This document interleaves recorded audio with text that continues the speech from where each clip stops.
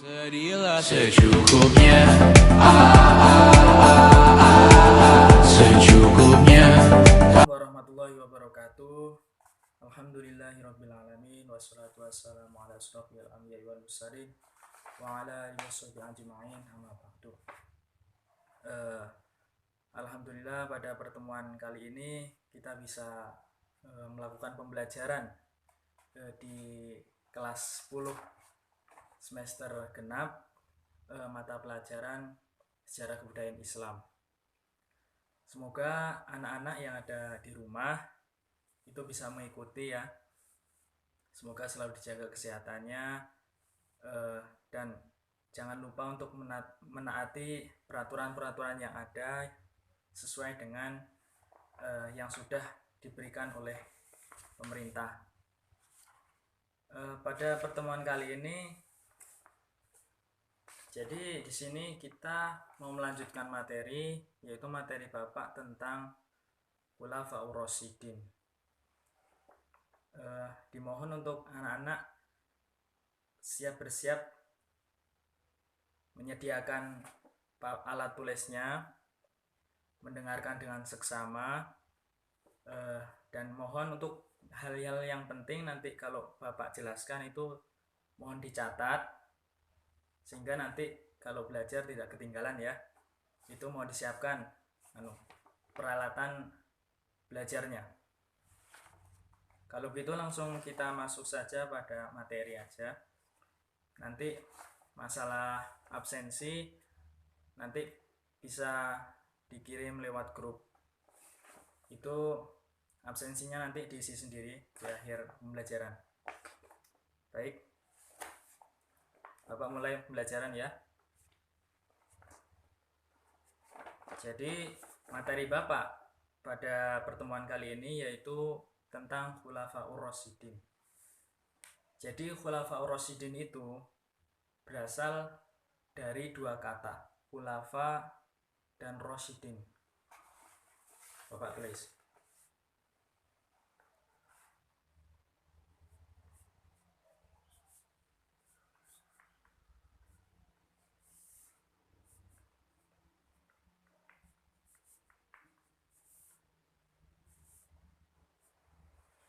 Jadi pengertian dari Khulafaur Rasyidin itu, yang pertama dari kata khulafaur itu artinya pemimpin.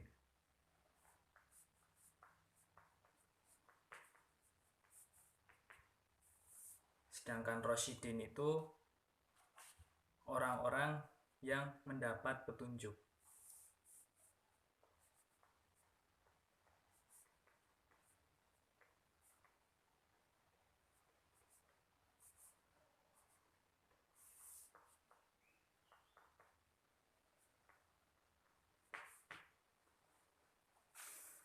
Baik, mohon maaf ya kalau nggak nampak tulisannya, karena ini kita belajar dengan keterbatasan yang ada, dan untuk adik-adik atau murid-murid nanti kalau ada yang tidak jelas silahkan nanti bertanya, bisa lewat grup atau langsung chat Bapak, nggak apa-apa. Jadi Khulafaur Rasyidin itu pemimpin umat Islam setelah wafatnya Nabi Muhammad SAW. Ketika kepemimpinan Nabi Muhammad itu, umat Islam pada saat itu sudah bersatu. Nah, setelah wafatnya Nabi itu, pemimpin umat Islam mengalami kekosongan, sehingga umat Islam pun bermusyawarah menentukan pemimpin yang tepat setelah wafatnya Rasulullah. Pada saat itu dibentuklah Khulafaur Rasyidin. Khulafaur Rasyidin itu terdiri dari 4 khalifah.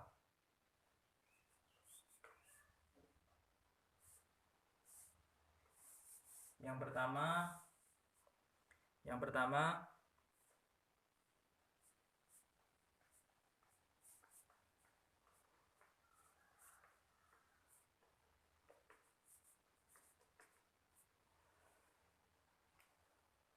Yang pertama yaitu Abu Bakar As-Siddiq. Abu Bakar As-Siddiq itu menjabat sebagai khalifah di kota Mekah dan Madinah itu pada tahun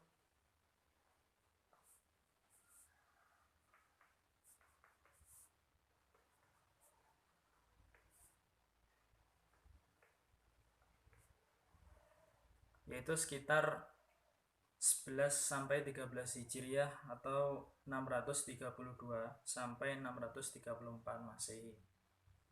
Itu masa jabatan dari Khalifah Abu Bakar As-Siddiq. Adapun kebijakan dari Khalifah Abu Bakar As-Siddiq yaitu yang paling menonjol itu ada 3, yaitu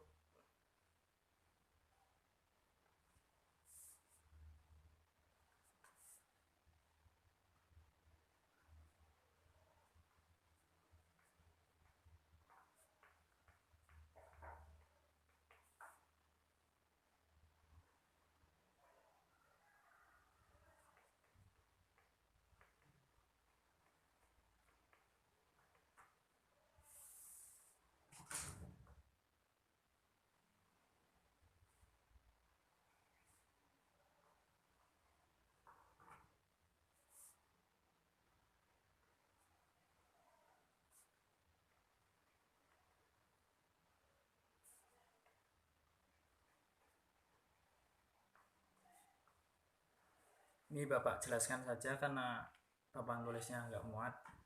Jadi yang pertama itu memerangi orang yang murtad. Jadi murtad di sini bukan keluar dari agama terus diperangi, bukan, karena mereka itu tidak membayar zakat atau kalau sekarang itu membayar pajak. Jadi hukumnya itu wajib, karena sebagai warga yang menempati suatu wilayah, kita itu harus menuruti khalifah yang memimpin di wilayah kita. Jadi kalau khalifahnya menentukan pajaknya seberapa dan harus dibayarkan seberapa pada saat apa, itu harus diturutin, karena itu kebijakan sebagai masyarakat. Lalu yang kedua yaitu menghadapi orang yang mengaku sebagai nabi atau nabi palsu. Itu Bapak ambilkan satu contoh, itu namanya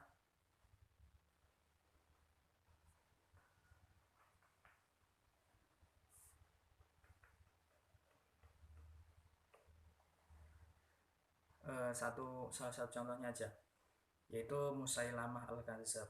Jadi Musailamah Al-Kadzab itu dia mengaku sebagai nabi setelah Rasulullah wafat. Nah, sebagai umat Islam kita tentu tahu kalau Rasulullah SAW itu merupakan nabi yang terakhir. Itu terdapat dalam kitab suci Al-Quran. Oleh sebab itu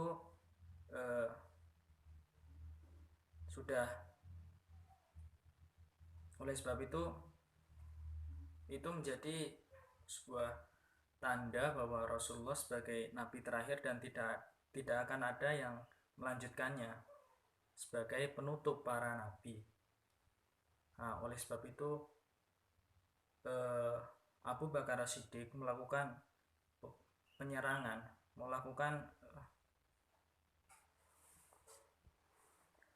oleh sebab itu Khalifah Abu Bakar As-Siddiq melakukan penyerangan kepada nabi palsu itu, memberantas jangan sampai ada nabi palsu lagi, karena itu bisa membahayakan umat Islam, di mana nanti bisa menyebarkan faham-faham yang berbahaya seperti itu. Lalu kebijakan yang ketiga yaitu mengumpulkan tulisan-tulisan Al-Quran. Sebab mengapa kok dikumpulkan? Mengapa Pak kok harus dikumpulkan? Ya karena pada saat itu sering terjadi perang. Nah, untuk bala tentaranya, umat Islam itu sendiri, yaitu dari orang-orang yang hafal Quran. Jadi di sana itu Al-Quran tidak ditulis, jadi langsung dihafal begitu saja. Nah, pada saat perang itu banyak dari penghafal Al-Quran itu yang meninggal di medan perang. Oleh sebab itu Khalifah Abu Bakar As-Siddiq itu takut kalau semua dari penghafal Al-Quran itu meninggal, lalu Al-Quran itu akan berhenti, tidak ada yang meneruskan. Oleh sebab itu Khalifah Abu Bakar As-Siddiq melakukan kebijakan, yaitu mengumpulkan tulisan-tulisan dari para penghafal Al-Quran itu. Jadi pada zaman dulu itu Al-Quran itu belum dibukukan, jadi Al-Quran itu masih ditulis di mana aja. Ada di batang kurma, ada di kulit binatang. Itu pada masa Khalifah Abu Bakar As-Siddiq itu dikumpulkan untuk dijadikan Al-Quran. Nah, Abu Bakar As-Siddiq itu merupakan sahabat Nabi yang paling dekat dengan Nabi. Jadi termasuk dalam golongan as-sabiqunal awwalin. As-sabiqunal awwalun itu ada banyak, dan salah satunya yaitu Abu Bakar As-Siddiq. Yang kedua yaitu Khalifah Umar bin Khattab. Baik, jadi khalifah yang kedua yaitu Khalifah Umar bin Khattab yang menjabat selama 13 sampai 23 Hijriah atau sama dengan 634 sampai 644 Masehi, sekitar 10 tahun. Nah, di situ Umar bin Khattab itu berasal dari putra Naufal Al-Quraisy dari Bani Adi. Jadi watak dari Khalifah Umar bin Khattab itu tegas, adil, dan berwibawa. Jadi kebijakan-kebijakan Umar bin Khattab dalam membangun umat Islam itu ada 3 poin pentingnya. Yang pertama yaitu membagi wilayah menjadi wilayah-wilayah bagian, seperti seorang presiden yang memiliki bupati pada setiap wilayah. Jadi modelnya seperti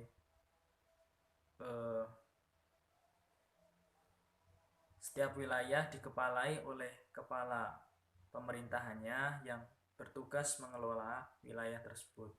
Jadi tidak desentralisasi gitu. Lalu yang kedua yaitu kebijakannya adalah pembentukan dewan-dewan perbendaharaan negara, yaitu yang pertama Baitul Mal, Dewan Peradilan, yang kedua itu yaitu Qadhi atau polisian, dan masih banyak lagi. Lalu yang ketiga yaitu pembentukan urusan kehakiman dalam pembangunan Masjidil Haram itu, dan satu lagi tambahan yaitu perluasan wilayah. Jadi mulai dari Khalifah Umar bin Khattab itu sudah memasuki eranya perluasan wilayah Islam, dimulai dari Mesir, Damaskus, hingga keluar daerah Afrika, hingga sampai ke daerah Romawi Timur. Lalu khalifah yang ketiga yaitu Utsman bin Affan. Baik, jadi khalifah yang ketiga yaitu Utsman bin Affan yang berkuasa kurang lebih selama 12 tahun, yaitu mulai dari 23 sampai 35 Hijriah atau 634 644 hingga 656 Masehi. Khalifah Utsman bin Affan yaitu berasal dari Bani Quraisy, putra dari Abdu Syam bin Abdi Manaf. Dan Khalifah Utsman bin Affan itu terkenal sangat dermawan, sangat kaya. Beliau juga dikenal sebagai orang yang dermawan dan mendapat suatu kelebihan dari Nabi, yaitu mendapat gelar Zunnurain, di mana Khalifah Utsman bin Affan diberkati oleh Nabi karena menjadi menantu yang menikahi dua putri Nabi, yaitu Ummi Kulsum dan Siti Ruqayyah. Kebijakan-kebijakan yang dilakukan oleh Utsman bin Affan antara lain yaitu yang paling utama dan paling penting bagi umat Islam, yaitu pembukuan Al-Quran itu terjadi pada masa Khalifah Utsman bin Affan. Jadi di situ dibukukan dan diperbaiki lagi ejaannya supaya seluruh umat Islam itu bisa membaca Al-Quran. Dan yang kedua yaitu perluasan wilayah hingga mencapai Afrika, hingga sampai Tunisia, yaitu Afrika Barat. Pada masa pemerintahan pada masa pemerintahan Khalifah Utsman bin Affan, di situ juga terjadi pemberontakan. Jadi dari orang-orang yang tidak suka dengan Khalifah Utsman bin Affan itu melakukan pemberontakan, di mana mereka melakukan pemberontakan secara besar-besaran, dan akhirnya Khalifah Utsman bin Affan itu terbunuh oleh seorang pemberontak bernama Abdullah bin Saba. Jadi pada masa pemerintahan mulai dari Abu Bakar itu juga wafat dengan cara dibunuh. Jadi mulai dari Khalifah Umar bin Khattab itu wafat karena dibunuh. Kalau Khalifah Umar bin Khattab itu dibunuh oleh seseorang yang juga tidak suka dengan Umar bin Khattab, yaitu yang bernama Abu Lu'lu'ah. Sedangkan Utsman bin Affan dibunuh dengan pemberontak yang bernama Abdullah bin Saba. Dan khalifah yang terakhir yaitu Ali bin Abi Thalib yang berkuasa kurang lebih selama 5 tahun, yaitu dari mulai 35 sampai 40 Hijriah atau 656 sampai 661 Masehi. Ali bin Abi Thalib ini termasuk dalam orang-orang as-sabiqunal awwalin. As-sabiqunal awwalun yaitu orang-orang yang terlebih dahulu masuk Islam. Jadi Ali bin Abi Thalib itu masih satu keluarga dengan Nabi, yaitu cucu dari pamannya Nabi, yaitu Abi Thalib. Dan karakter dari Ali bin Abi Thalib itu sendiri, beliau itu terkenal dengan kecerdasannya dan kepandaiannya dan keberaniannya. Jadi pada saat terjadi perang-perang terdahulu, Ali bin Abi Thalib selalu ikut Nabi dan berada di barisan paling depan memimpin umat Islam pada peperangan tersebut. Untuk pekebijakan pemerintahannya pada saat peperangan yang sedang terjadinya pemberontakan pada masa Utsman bin Affan, itu pada masa Ali bin Abi Thalib menjadi kekuasaan pada masa Ali bin Abi Thalib itu masih belum stabil, sehingga pada masa Ali bin Abi Thalib itu lebih berfokus menstabilkan keadaan wilayah pemerintahannya. Di situ Ali bin Abi Thalib itu dinikahkan oleh putri Rasulullah yang bernama Siti Fatimah. Nah, dari situ, dari penetralan wilayah dari para pemberontakan, terjadi sebuah insiden peperangan yang cukup dikenal di dalam sejarah, yaitu Perang Siffin dan Perang Jamal. Perang Siffin itu perang yang terjadi antara Ali bin Abi Thalib dan Siti Aisyah yang merupakan istri dari Rasulullah SAW. Jadi perang itu berasal dari seorang yang menghasut Siti Aisyah, yaitu bernama Abdullah bin Zubair. Jadi Abdullah bin Zubair itu tidak suka pada Ali bin Abi Thalib pada saat itu, dan dia berencana untuk merebut tahta dari Ali bin Abi Thalib. Di situ terjadilah peperangan antara Ali bin Abi Thalib dan Siti Aisyah yang berujung pada yang mencapai akhir dengan perdamaian. Walaupun banyak umat Islam yang pada saat itu menjadi korban. Yang kedua yaitu Perang Siffin, perang antara Ali bin Abi Thalib dan Muawiyah. Kenapa di sini ada Muawiyah? Jadi Muawiyah di sini yaitu masih keponakan, masih keluarga dari Utsman bin Affan. Jadi pada masa kekhalifahan Ali bin Abi Thalib itu pendapat dari Muawiyah itu Ali bin Abi Thalib tidak mau menyelidiki kematian dari Utsman bin Affan, karena dia berpikir kalau kematiannya itu masih belum selesai kasusnya, namun tidak ditindaklanjuti oleh Ali bin Abi Thalib, sehingga Muawiyah di sini melakukan penyerangan kepada Ali bin Abi Thalib untuk menggulingkan kekuasaannya. Disitulah Ali bin Abi Thalib itu terbunuh oleh kaumnya sendiri, yaitu dari mulai di situ ada kaum tertentu yang memisahkan diri dari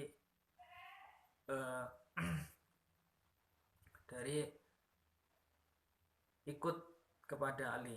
Jadi golongan itu keluar dari barisan tentara Ali bin Abi Thalib dan melakukan pengkhianatan yang menewaskan Ali bin Abi Thalib, yaitu yang bernama Abu Muljam, yang dibunuh oleh Ibnu Muljam pada tanggal 17 Ramadan tahun 40 Hijriah. Wafatnya Khalifah Ali bin Abi Thalib menimbulkan kekosongan kekuasaan, sehingga pada saat itu Ali bin Abi Thalib digantikan oleh Hasan bin Ali, namun Hasan bin Ali menyerahkannya kepada Muawiyah bin Abu Sufyan. Nah, dimulai dari Muawiyah itu, maka berhentilah sistem Khulafaur Rasyidin. Karena sebab mengapa kok berhenti, Pak? Ya karena pada pengangkatan Muawiyah itu sistemnya sudah beda, yaitu menggunakan bentuk monarki atau turun-temurun seperti raja. Jadi ketika pemerintahnya sudah selesai, maka diteruskan oleh keturunannya. Mungkin itu yang bisa Bapak sampaikan pada pertemuan kali ini. Untuk pertemuan ke depan, Bapak mengharapkan siswa untuk menyimak dari pembelajaran awal tadi dan membuat ringkasan Itu aja, nggak usah tugas yang berat-berat. Dan tetap menjaga kesehatan di rumah, tetap belajar, tetap menjaga kesehatan, dan selalu produktif membantu orang tua. Mungkin banyak kesalahan dari Bapak, tapi sebelum Bapak akhiri, Bapak akan sedikit memberikan rangkuman dari penjelasan Bapak tadi, yaitu poin-poinnya saja ya. Jadi yang pertama itu Khulafaur Rasyidin, artinya yaitu orang-orang yang mendapat petunjuk dari Allah Subhanahu wa taala. Jadi Khulafaur Rasyidin itu sahabat-sahabat Nabi yang ditunjuk secara musyawarah untuk melanjutkan kekhalifahan Nabi untuk memimpin umat Islam pada masa itu. Nah, Khulafaur Rasyidin itu ada 4 khalifah.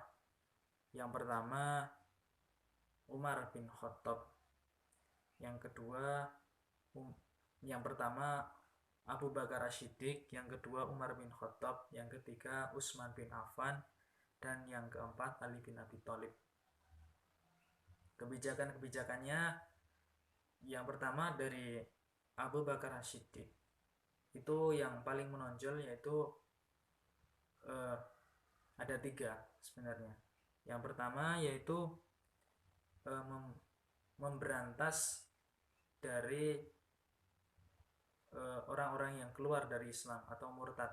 Murtad di sini tidak mau mengikuti peraturan negara yang dipimpin Abu Bakar, yaitu berupa membayar zakat. Itu tidak mau. Yang kedua yaitu memerangi nabi palsu. Jadi di situ mulai bermunculan nabi-nabi yang palsu. Yang ketiga yaitu mengumpulkan tulisan-tulisan yang ada yang berisi Al-Quran, sebab dikhawatirkan Al-Quran itu akan hilang atau akan musnah, sebab para penghafalnya juga ikut meninggal pada saat perang. Yang kedua yaitu Umar bin Khattab. Umar bin Khattab kebijakannya yang paling menonjol yaitu yang pertama pembentukan sistem diwani, yaitu ada Baitul Mal dan juga lembaga pertahanan. Yang kedua yaitu pembentukan sistem negara, yaitu menjadi desentralisasi atau tidak menyatu. Maksudnya di sini jadi membentuk seperti bupati-bupati yang memiliki kebijakan tersendiri untuk memajukan wilayah itu. Yang ketiga dari Umar bin Khattab yaitu perluasan wilayah hingga sampai Romawi Timur. Yang ketiga dari Utsman bin Affan itu yang paling menonjol, yaitu pembentukan Al-Quran. Jadi di situ pembukuan Al-Quran. Nah, di situ pada masa Utsman bin Affan itu mulainya pembukuan Al-Quran dan memperbaiki lagi ejaan Al-Quran agar mudah dibaca oleh seluruh umat Islam. Dan yang ketiga yaitu perluasan wilayah, perluasan hingga ke Afrika Utara atau Barat. Dan yang terakhir Ali bin Abi Thalib. Dari Ali bin Abi Thalib ini jasa-jasanya tidak begitu menonjol, tapi lebih kepada menetralisir dari pemberontakan yang terjadi pada saat kepemimpinan Ali bin Abi Thalib di wilayah itu. Jadi meredakan dari pemberontakan itu. Mungkin itu yang dapat Bapak sampaikan. Untuk absennya nanti bisa di list siapa saja yang menyimak, yang hadir. Tugas Bapak untuk pertemuan yang akan datang jangan lupa membuat ringkasan dari penjelasan Bapak yang sudah Bapak terangkan tadi. Mungkin itu saja. Apabila banyak kesalahan, banyak keluputan dari Bapak mohon maaf yang sebesar-besarnya. Wallahu a'lam bishawab. Assalamualaikum warahmatullahi wabarakatuh.